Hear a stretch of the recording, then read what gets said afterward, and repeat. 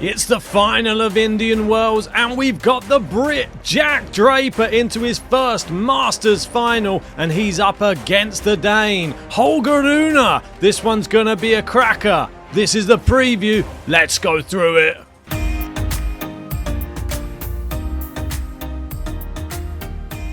And before we go anywhere, make sure you've hit a like and subscribe to the channel. Let's get stuck into this. And should we start with the outfits? They have the exact same look, so I'm hoping maybe someone's going to go for something slightly different in the final. They both wear the backwards white cap. They both have the exact same outfit. They both have a white wristband. The only difference, Jack Draper has some taped up fingers. Maybe we're going to have to look out for that. Obviously, Jack Draper's a left-handed player. That's another way that you can look out for who's who on the tennis court. But let's start with Holger Rune. And Holger Rune defeated Daniil Medvedev 7-5, 6-4 straight sets against the Octopus. And he reaches his fourth Masters final. A really good performance. And he hung in those long rallies with Daniil. Not many players can do that and allow Daniil to finally make the mistake. It's his first Indian Wells final as well. And he's doing well now. No Jannik Sinner playing. Holger Rune stepping up to the mark maybe. One of the biggest young talents in the game is looking hungrier than ever. 4 Masters finals should not be sniffed at. He has done it on the clay twice, Monte Carlo and Rome in 2023. Indoor hard court, obviously in Paris in 2022. And now at Indian Wells as well. And with him defeating Medvedev, this will now be the first ATP Masters 1000 or Grand Slam final between two players born since the year 2000. And only the second ATP event final of 2025 after Adelaide. So the new breed are arriving. And since the event's inauguration in 1976, Holger Rune has become the first Danish player to reach the men's singles final at Indian Wells. Well done, repping for Denmark as well. More stats coming in. Players born in the 2000s with 150 plus career ATP Tour wins. This is big. So we've got Jannik Sinner with 270. We've got Felix with 231. Carlos Alcaraz 224 and Holger Rune with 150. This is what happened in the tournament to get him all the way to the final. He beat Mutet in straight sets. Humbert in a close 3-setter that he came through. Tsitsipas he defeated in straight sets.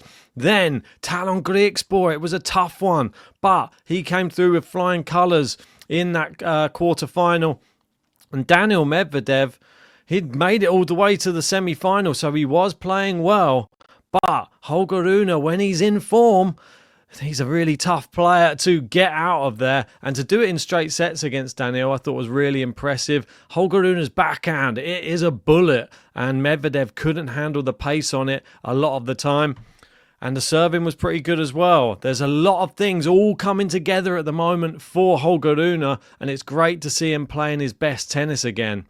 But somebody else who's playing his best tennis, who he meets in the final, is the Brit, Jack Draper. Come on! Into his first Masters 1000 final. What a performance this was from Jack Draper against Carlos Alcaraz, who was going for 3 Indian Wells titles in a row.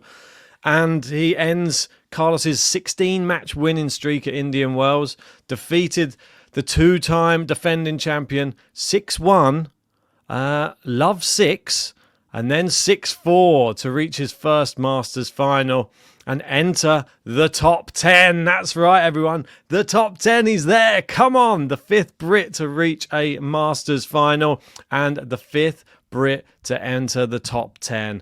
Brilliant stuff for the UK. And I'm so happy that Jack Draper is realising his dreams right now. And by beating Carlos Alcaraz, he's the first man to beat Carlos Alcaraz at Indian Wells since Rafael Nadal in 2022. And he joins Andy Murray and Rafael Nadal as only the 3rd player to beat Alcaraz at this event. A massive talent uncovering his full potential. I totally agree with that statement. And just in case you wanted to see this, the new world number 8. There he is in the official rankings. They will be out tomorrow. I can't wait to see if he can climb even higher. Obviously, we still have the grass court swing to come, and that is where he will be arguably the most dangerous out of everywhere. Him playing with this crazy lefty style with power, great serving. Alcaraz didn't seem to be able to match him in that first set. There were lots of errors coming off the racket of Carlos Alcaraz. He looked notably frustrated. He served 2 double faults in a row to give away an early break. And he just didn't look himself. Obviously, that changed in the second set. He definitely looked himself then. And Jack Draper, before he could even blink, he'd lost the second set 6-love.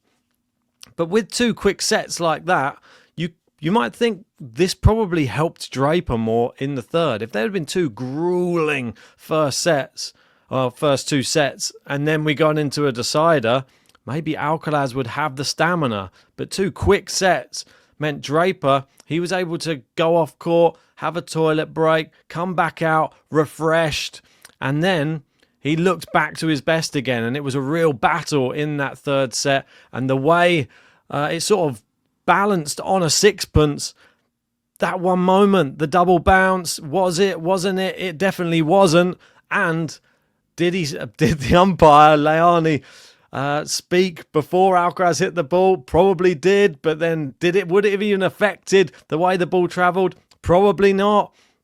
So there were so many things there, but I just think the best player won on the day.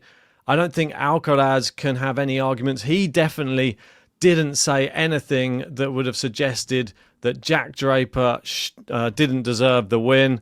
And like he said here, Jack Draper wrote on his Instagram, huge respects to Carlos Alcaraz, looking forward to many more battles, the final tomorrow. And Carlos says, can't wait for the revenge. Good luck in the final. Well, this is going to be an epic final between 2 young talents. Looking at finals, Jack Draper himself, this is now going to be his 6th ATP final, and he's won 2 out of the 5 so far, but he has won 2 out of his last 3, and the last one was a loss to Andrei Rublev in Qatar. That was close. I thought that he played a fantastic tournament. I think maybe the accumulation of matches leading up to that final just left him without enough energy. I don't think he's had quite the same thing here. He's won all of his matches, Jack Draper, in straight sets, other than the match against Alcaraz, which, as I've just highlighted, 2 really like topsy-turvy sets, which were really quick. So I feel like it was still the same duration as a 2-set match, really. You could have had easily a longer 2-set match than 1 hour 45, which was the eventual time for the whole thing. But the way you knocked out Fonseca, Brooksby, Fritz, Shelton, and then Carlos Alcaraz, he is the favourite coming into the final. Hopefully that doesn't put extra pressure on him. But the way he's playing, I feel that he's handling pressure at the moment. But being up against Holger Rune, this is his record in finals on the ATP Tour. And you can see this is his 10th final. And he has won 4 out of the current 9. He's lost his last 2. But when he's playing his best tennis, hard to deny Holger Rune as being one of the best players in the world. That's why he was considered. Could he be one of the big 3, the new big 3? Well, Jack Draper's going to be wanting to be part of that, I think, as well. Will it be more than a big 3? Will it be a big 4, a big 5? I hope so, because I want to see as much competitive tennis as we can get. The head-to-head between these 2, it is 1-0 in favour of Holger Rune, and that was at Cincinnati last year in the quarterfinals. It was a straight sets win and quite a comfortable one at that. But I think this was maybe a tournament that was sort of a catalyst for Draper to really do well at the US Open. I think getting to the quarterfinals in Cincinnati was good, and I think he built on that, got to the semi-finals of the US Open. And he's gradually just still building and building. He's had a great start to 2025, and now he finds himself in this Masters final, his first one of his career. Can he win it at the first attempt? Well, let's get to the prediction. Both the men in blue with the backwards white caps. How do I see this one going? Well, I expect there to be some nerves. And I expect there to be some nerves from Draper. He showed some nerves against Alcaraz, but I think Holger Rune is susceptible to the nerves as well. As much as he does have some great mental resilience in some big moments against big players, I think that Jack Draper, his awkward style, the fact that he is happy to go backhand to forehand cross court with a lot of these players, Holger Rune's backhand is a really good one as well. I think he'd be happy to do the same with Jack Draper. I think it's going to be a Draper first set, a good serving performance. He's going to be nervous. I think we're going to see a couple of breaks of serve in the first set, but it will come down to a tie break, and I think Jack Draper's serve will get it done in the tie break. And then in the second set, I actually think Holger Rune is going to take the second set, and Jack Draper's going to be in a winning position in the second set, maybe up a break, and Holger Rune is going to break him back and then take the second. We're going to go all the way to the decider. The crowd are going to get their money's worth, and I think Jack Draper's going to do it. Do you know? I think that this is his time. This is his coming out party. This is his first Masters 1000 title. But that's just my prediction. Call me a little bit biased. I'm from the UK and I want Jack Draper to win. But you cannot deny his performances in this tournament so far. They have been exceptional. And to knock out Carlos Alcaraz, who was going for 3 in a row, that was impressive. But if you have a different prediction, tell me in that comment section below, or if you agree with me also. And if you haven't done so yet, smash a like, subscribe, and we'll catch you after the match for some reactions.